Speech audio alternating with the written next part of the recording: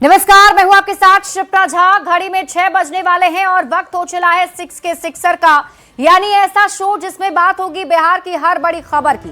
बताएंगे देश दुनिया में क्या चल रहा है, बात लॉ एंड ऑर्डर की भी होगी, कारोबार से जुड़ी जानकारियां भी आपके साथ साझा करेंगे और हर खबर से आपको अपडेट कराएंगे। लेकिन शुरुआत बिहार की बड़ी खबर के साथ।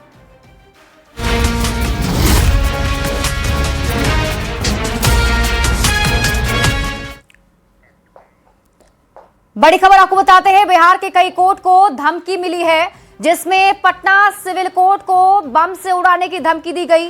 पटना सिविल कोर्ट के अलावा किशनगंज सिविल कोर्ट को भी बम से उड़ाने की धमकी दी गई है। गया जी सिविल कोर्ट को भी धमकी दी गई है, बम से उड़ाने की धमकी कोर्ट को दी गई और ईमेल के माध्यम से यह धमकी दी गई है। आपको बता दें कि धमकी मिलने के बाद से कोर्ट की सुरक्षा बढ़ा दी गई है। डॉग स्क्वाड से पूरे कोर्ट परिसर की सघन जांच की जा रही है और एटीएस की टीम पटना सिविल कोर्ट पहुंची हुई है, जहां जांच पड़ताल जारी है।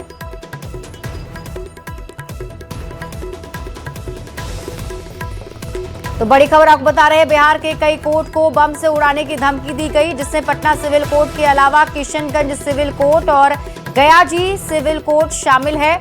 बताया जा रहा है कि ईमेल के जरिए बम से उड़ाने की धमकी दी गई थी। एक ईमेल आया है और जिसके बाद प्रशासन की टीम अलर्ट मोड पर है और जांच की जो सुरक्षा है उसे और ज्यादा बढ़ा दी गई है। फिलहाल पटना सिविल कोर्ट में एटीएस की टीम मौजूद है, जांच पड़ताल की जा रही है। डॉग स्क्वाड की टीम भी कोर्ट परिसर में पहुंची हुई है और जांच पड़ताल जारी है। आपको बता दें कि बिहार के कई कोर्ट को बम से उड़ाने की धमकी दी गई है। पटना सिटी से बड़ी खबर है, कोर्ट को धमकी मिलने के बाद प्रशासन अलर्ट मोड में दिख रहा है। पटना सिविल कोर्ट को धमकी मिली थी और बम स्क्वाड की टीम फिलहाल सिविल कोर्ट पहुंची हुई है। न्यायालय परिसर में चप्पे चप्पे की जांच की जा रही है। हालांकि अभी तक जो जांच पड़ताल हुई है सब कुछ सामान्य पाया गया है और प्रशासन की टीम आगे की कार्रवाई में जुटी हुई है। ये तस्वीरें आपके टीवी स्क्रीन पर आपको दिखा रहे हैं, जिसमें आप देखिए धमकी मिलने के बाद यहाँ टीम पहुंची और डॉग स्क्वाड की टीम के साथ साथ प्रशासन की टीम अलर्ट पर है और सब कुछ अभी फिलहाल सामान्य बताया जा रहा है।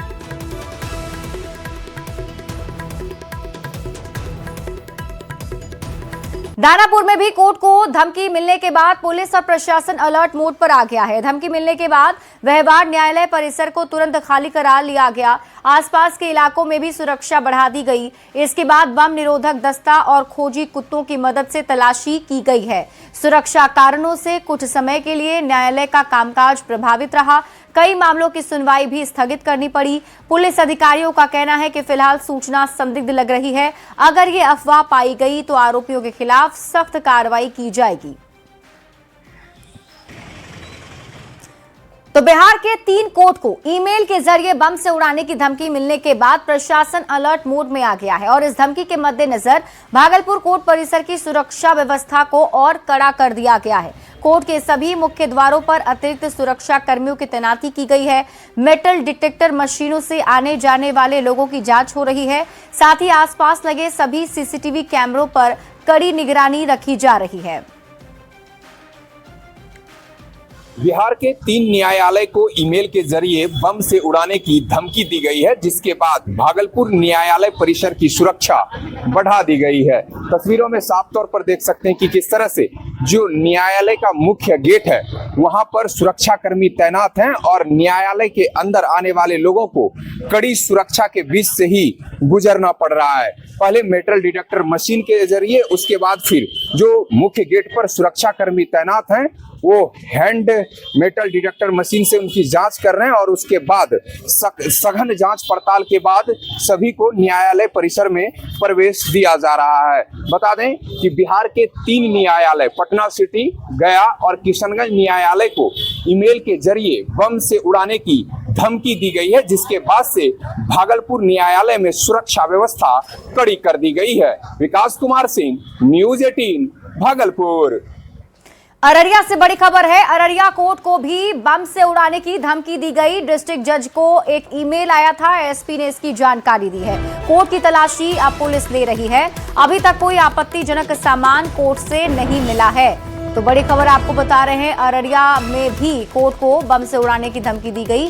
डिस्ट्रिक्ट जज ने इसके बारे में जानकारी साझा की है और एसपी की तरफ से जानकारी बताई गई। कोर्ट की तलाशी फिलहाल ली जा रही है।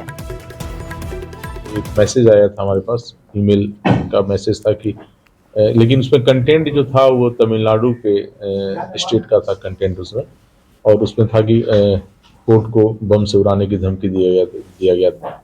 और चूंकि वो मेल डिस्ट्रिक्ट जज जो है अररिया, उनको भी मेल किया गया था। इसी के मद्देनजर रखते हुए हम लोग के द्वारा अभी कोर्ट का पूरा सघन रूप से जांच किया गया है। कहीं से कोई आपत्तिजनक वस्तु नहीं पाई गई है और खुद सदर एसडीपीओ के द्वारा भी मॉनिटर किया जा रहा है और जाके उसका सिक्योरिटी ऑडिट भी किया गया है। और इस वक्त एक और बड़ी खबर आप बताते हैं, आरजेडी से किनारा करेगी कांग्रेस? ये सवाल इसलिए पूछे जा रहे हैं क्योंकि कांग्रेस नेता शकील अहमद खान का एक बड़ा बयान सामने आ गया है। कांग्रेस को अपने रास्ते पर चलने की जरूरत है, शकील अहमद खान ने बयान दिया। उन्होंने आगे कहा कि आरजेडी के साथ रहने से कांग्रेस को बिहार में नुकसान हुआ है। कांग्रेस की राजनीतिक लाइन स्पष्ट होनी चाहिए। उन्होंने आगे कहा कि जिसके साथ रहने से कोई फायदा नहीं, उससे हट जाना चाहिए। बैसाखी के सहारे कांग्रेस बिहार में मजबूत नहीं हो सकती है।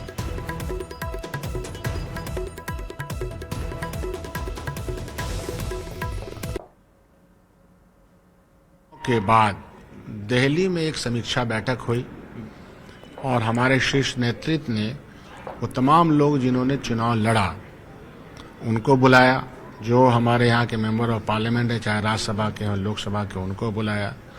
उसके बाद फिर जिले के अध्यक्षों की बैठक पटना में हुई और आम बातें वहाँ यही थी कि आखिर कारणों की तलाश की गई। तो एक मेजर कारण ये हुआ कि कांग्रेस पार्टी को अपना रास्ता खुद तैयार करना चाहिए। कांग्रेस पार्टी की यह जमीन है और जहाँ तक समीकरणों का सवाल है तो कांग्रेस पार्टी के पक्ष में कुछ लोग नहीं आते हैं और कुछ उसके ठोस कारण हैं।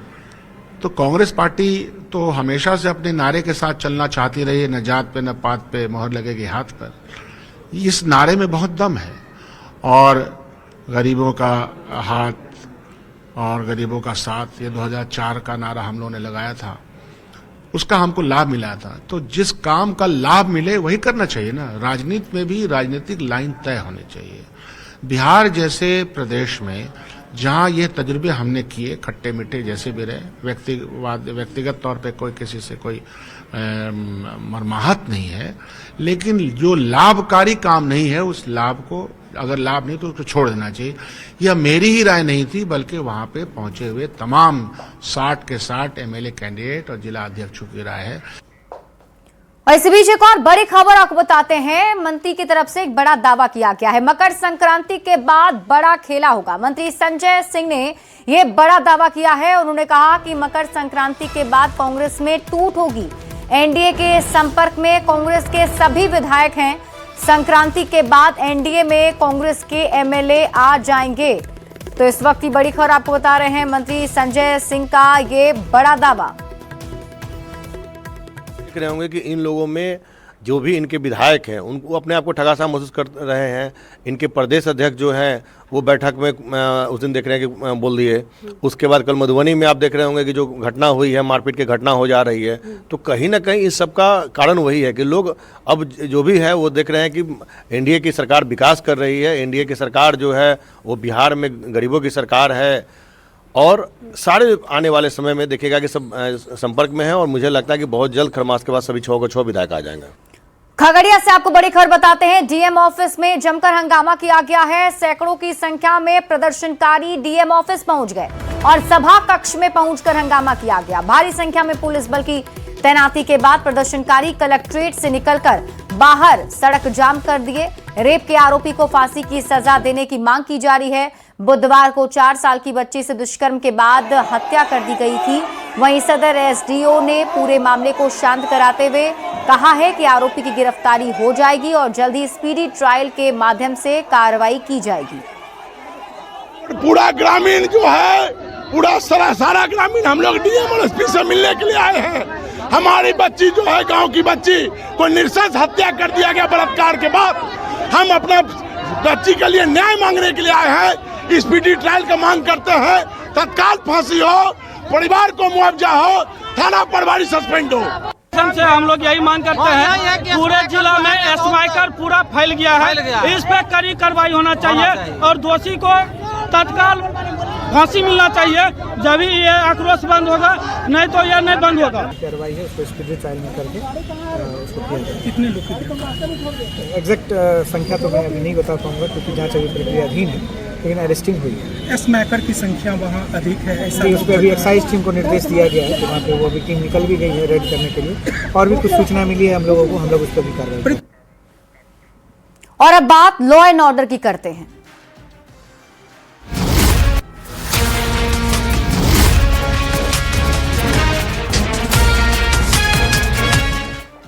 पटना से बड़ी खबर है, जहां फर्जी नौकरी घोटाले में कार्रवाई की गई है। ईडी ने अब तक की सबसे बड़ी कार्रवाई की है।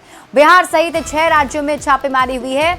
मुजफ्फरपुर और मोतिहारी में भी रेड की गई। कोलकाता, केरल और तमिलनाडु में छापा पड़ा है। गुजरात और उत्तर प्रदेश में भी छापेमारी की गई है। आपको बता दें कि देश में कुल 15 ठिकानों पर छापेमारी हुई। शुरुआती जांच में रेलवे से जुड़ा घोटाला बताया जा रहा है और घोटाले की आंच में 40 से ज्यादा सरकारी विभाग भी हैं। कार्रवाई में कई अहम दस्तावेज भी बरामद किए गए हैं। फर्जी घोटाला मामले में ईडी आज जो है वो बड़ी कार्रवाई की है। मोतिहारी, मुजफ्फरपुर सहित देश के 6 राज्यों में ये छापेमारी की कार्रवाई जो है वो ईडी की तरफ से किया जा रहा है। प्रवर्तन निदेशालय के जो आधिकारिक सूत्र हैं उनसे जो जानकारी मिली है उसके मुताबिक जो है बिहार के साथ साथ देश के 6 राज्यों में एक साथ छापेमारी जो है वो चल रही है। ईडी ने संगठित जालसाज गिरोहों के नेटवर्क का पर्दाफाश किया है। शुरुआती जांच में यह घोटाला रेलवे से जुड़ा नजर आ रहा था, लेकिन जैसे जैसे जांच का दायरा आगे बढ़ा इसका दायरा 40 से अधिक सरकारी विभागों तक फैला हुआ अब मिलने लगा है। ईडी की टीम जो है वो बिहार के मुजफ्फरपुर, मोतिहारी, पश्चिम बंगाल के कोलकाता, केरल, तमिलनाडु, गुजरात और उत्तर प्रदेश में कुल 15 ठिकानों पर तलाशी अभियान चला रही है। इन ठिकानों से फर्जी नियुक्ति पत्र, डिजिटल दस्तावेज, बैंक लेन देन से जुड़े सबूत और इलेक्ट्रिक डिवाइस बरामद जो है वो होने की संभावना जताई गई है और इसी को खंगाला जा रहा है। बताते ये चले कि ईडी की इस कार्रवाई को राज्य और केंद्र सरकार की ओर से एक सख्त संदेश के तौर पर देखा जा रहा है। बताते चले कि फिलहाल जो जांच है वो जारी है और आने वाले दिनों में और कई बड़े खुलासे जो है, चौंकाने वाले खुलासे जो है वो सरकारी नौकरियों में विभिन्न विभागों में किस तरह से गड़बड़ियां की गई है उसके खुलासे होने की संभावना नजर आ रही है। बहरहाल जो छापेमारी की कार्रवाई है वो बदस्तूर बिहार समेत 6 राज्यों में जारी है। कैमरा पर्सन अजय दुबे के साथ अमित कुमार, न्यूज 18 पटना। समस्तीपुर जिले के मुसरी घरारी थाना क्षेत्र अंतर्गत बखरी बुजुर्ग गांव में एक 60 वर्षीय व्यक्ति की संदिग्ध परिस्थितियों में मौत का मामला सामने आया है। मृतक की पहचान बालेश्वर शाह के रूप में हुई। परिजनों ने जहरीली शराब पीने से मौत का गंभीर आरोप लगाया है। मृतक के बेटे बबलू शाह ने बताया कि 1 जनवरी को उसके पिता ने शराब पी थी जो ऑनलाइन पेमेंट के माध्यम से मंगाई गई थी। शराब पीने के बाद उनकी तबीयत अचानक बिगड़ गई। हालांकि परिजनों ने पुलिस को सूचना दिए बिना ही बालेश्वर शाह का अंतिम संस्कार कर दिया। इस घटना के बाद मृतक के बेटे बबलू शाह की भी तबीयत बिगड़ गई। परिजनों का दावा है कि जहरीली शराब के असर से उसकी आंखों की रोशनी चली गई है। फिलहाल बबलू शाह को समस्तीपुर के एक निजी अस्पताल में भर्ती कराया गया है, जहां उसका इलाज चल रहा है और हालत गंभीर बताई जा रही है। मामले की जानकारी मिलने के बाद प्रशासन हरकत में आ गया है। एसडीओ और एएसपी ने पूरे मामले की जांच शुरू कर दी है। पुलिस अब ये पता लगाने में जुटी है कि शराब कहां से और किसके माध्यम से मंगाई गई थी। साथ ही ये भी जांच की जा रही है कि पुलिस को बिना सूचना दिए अंतिम संस्कार क्यों किया गया। फिलहाल मामले में एक चौकीदार को निलंबित किया गया है। सेक्टर पुलिस पदाधिकारी यदुवंश प्रसाद को शो कॉज किया गया है। 1 तारीख का दिन ना गांव का बगल में है सुंदर शाह का बेटा है अरविंद शाह उफ बंठा। उनसे लिए शाम का टाइम में छोटा वाला नीप जो होता है नहीं 4 को लिए। पापा भी आए हुए थे तो 2 ठो हम पिए। एक ठो पापा को साइड में दे दिए। कलकत्ता से आए हुए थे। हम बोले नया साल का दिन है, बगल में अपना गांव का बगल का है ही बंठा, उनसे लिए। उसके बाद पीने के बाद हम लोग पिए। उसके बाद हम अपना चला घर पर। उसके बाद तबीयत ना बिगड़ते चला गया। अब पता नहीं चला कब पिताजी डेड कर गए। हमारा आँख का रोशनी चला गया। हमारे पति के साथ बहुत दुर्घटना हुआ। मेरा ससुर भी चल गए। अब हम कैसे रहे? तो इसमें आप आवेदन दिए तो जो शराब बेचता था वो कौन था, उस पर कार्रवाई हुई? हाँ, कल किए। हाँ, कल आवेदन दिए? हाँ। अच्छा, क्या बोले पुलिस में? बोले यही कि उस दिन से काहे नहीं किए। उस दिन से तो उनको ये हाल था जो ना पापा कोई देख पाए, इनको लेकर हॉस्पिटल गए, कौन जाते हैं वहाँ देखने के लिए। और आपको समस्तीपुर से बड़ी खबर बताते हैं। शख्स की संदिग्ध मौत मामले में कार्रवाई की भी हुई है। एक चौकीदार को निलंबित कर दिया गया है। सेक्टर पुलिस पदाधिकारी यदुवंश प्रसाद को शो कॉज किया गया है। घटनास्थल से बरामद किए गए सामान को लेबोरेटरी जांच के लिए भेजेगी पुलिस। समस्तीपुर एसपी अरविंद प्रताप सिंह ने इसकी जानकारी दी है। आपको बता दें कि आरोप है जहरीली शराब पीने के बाद पिता और बेटे बीमार हो गए थे, जिसमें पिता की मौत हो गई, वहीं बेटे की आंखों की रोशनी चली गई है। तो बड़ी खबर आपको बता रहे हैं, संदिग्ध मौत मामले में पुलिस ने एक्शन लिया है। शख्स की संदिग्ध मौत मामले में पुलिस ने एक चौकीदार को निलंबित कर दिया है। कार्रवाई के तहत सेक्टर पुलिस पदाधिकारी को भी शो कॉज किया गया है, जवाब मांगा गया है। घटनास्थल से जो सामान बरामद किए गए हैं उसे अब पुलिस की टीम लेबोरेटरी भेजेगी, जहां जांच पड़ताल की जानी है। आपको बता दें कि एक घटना जिसके लिए अब कहा जा रहा है कि जहरीली शराब से मौत हुई है पिता की, और बेटा बीमार है, जिसमें पिता की मौत हो गई है और बेटे की आंखों की रोशनी चली गई है। गया जी से आपको बड़ी खबर बताते हैं। गया इंटरनेशनल एयरपोर्ट पर पटना डीआरआई की टीम ने बड़ी कार्रवाई की। करोड़ों के हाइड्रोपोनिक गांजे के साथ यात्री गिरफ्तार किया गया। बरामद नशीले पदार्थ की वजन कुल 8 किलोग्राम बताई जाती है, जो करोड़ों की बताई जा रही है। जानकारी के मुताबिक थाई एयरवेज की उड़ान से एक संदिग्ध यात्री बैंकॉक से गयाजी इंटरनेशनल एयरपोर्ट पहुंचा। खुफिया इनपुट के आधार पर डीआरआई की टीम पहले से अलर्ट थी और यात्री के आने के साथ ही उसकी गतिविधियों पर कड़ी निगरानी रखी जा रही थी। जांच के दौरान यात्री के सामान की गहनता से तलाशी ली गई, जिसमें उसके बैग से करीब 8 किलोग्राम विदेशी गांजा बरामद किया गया। गिरफ्तार आरोपी की पहचान महाराष्ट्र के रहने वाले आकाश श्रीचंद सोहांडा के रूप में हुई है। मामले को लेकर गयाजी एयरपोर्ट के निदेशक अवधेश कुमार का कहना है कि पटना से आई डीआरआई टीम ने एयरपोर्ट प्रशासन को बिना पूर्व सूचना दिए गिरफ्तारी की है।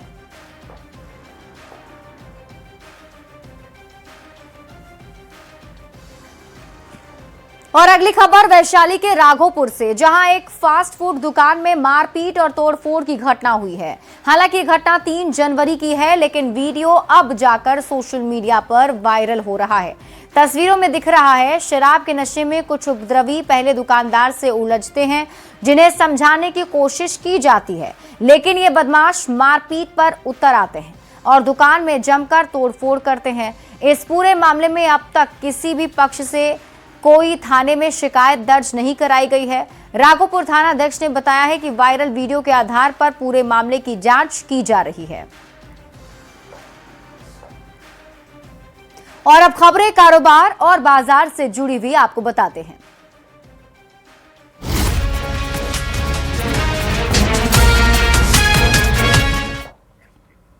रिलायंस इंडस्ट्रीज लिमिटेड की एफएमसीजी इकाई रिलायंस कंज्यूमर प्रोडक्ट्स लिमिटेड ने अपनी packaged drinking water brand Campa sure के लिए बॉलीवुड के शहंशाह अमिताभ बच्चन को ब्रांड एम्बेसडर नियुक्त किया है। कैंपा ब्रांड की तरह ही अमिताभ बच्चन भी उत्कृष्टता और भरोसे के प्रतीक माने जाते हैं और देश विदेश में उनके करोड़ों प्रशंसक भी हैं। ये साझेदारी उपभोक्ताओं के विश्वास को और मजबूत करेगी। कैंपा श्योर को सुरक्षित पेयजल को जन जन तक पहुंचाने के उद्देश्य से बेहद प्रतिस्पर्धी कीमतों पर लॉन्च किया गया है। ये 250 मिलीलीटर, 500 और 1 लीटर के साथ ही 2 लीटर, 5 लीटर, 10 लीटर और 20 लीटर जैसे विभिन्न पैक साइज में उपलब्ध है, जो हर अवसर और हर उपभोक्ता की जरूरत को पूरा करता है। कैंपा श्योर पानी 10 से अधिक शुद्धिकरण प्रक्रियाओं से गुजरता है और हर बूंद में शुद्धता और गुणवत्ता का भरोसा देता है। आरसीपीएल ने वर्ष 2022 में कैंपा कोला का अधिग्रहण किया था और 2023 में इसे दोबारा भारतीय बाजार में उतारा। इसके बाद कंपनी ने कैंपा एनर्जी ड्रिंक्स, रसिक बेवरेजेस, जूस और अब Campa sure packed drinking water के जरिए अपने बेवरेज पोर्टफोलियो का सफलतापूर्वक विस्तार किया है। आज कैंपा भारतीय सॉफ्ट ड्रिंक बाजार में एक मजबूत ब्रांड के रूप में अपनी पहचान बना चुका है।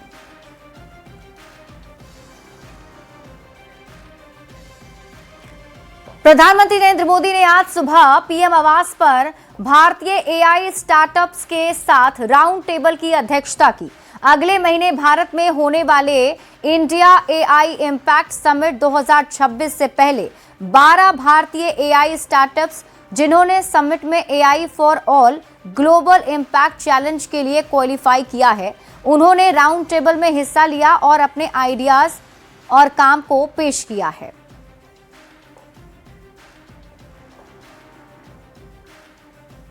पूरे सप्ताह गिरावट के दौर से जूझ रहे भारतीय शेयर बाजार के लिए गुरुवार का दिन भारी निराशाजनक रहा। भारतीय शेयर बाजारों में आज यानी 8 जनवरी को लगातार चौथे दिन गिरावट देखने को मिली। कारोबार के दौरान सेंसेक्स 700 अंकों से भी अधिक टूट गया, वहीं निफ्टी लुढ़क कर 25,900 के नीचे चला गया। विदेशी निवेशकों की लगातार बिकवाली और ग्लोबल बाजारों से मिले कमजोर संकेतों से शेयर मार्केट का सेंटिमेंट दबाव में रहा। इसके अलावा भारत अमेरिका व्यापार समझौते को लेकर अनिश्चितता के चलते निवेशक सतर्क दिखाई दिए।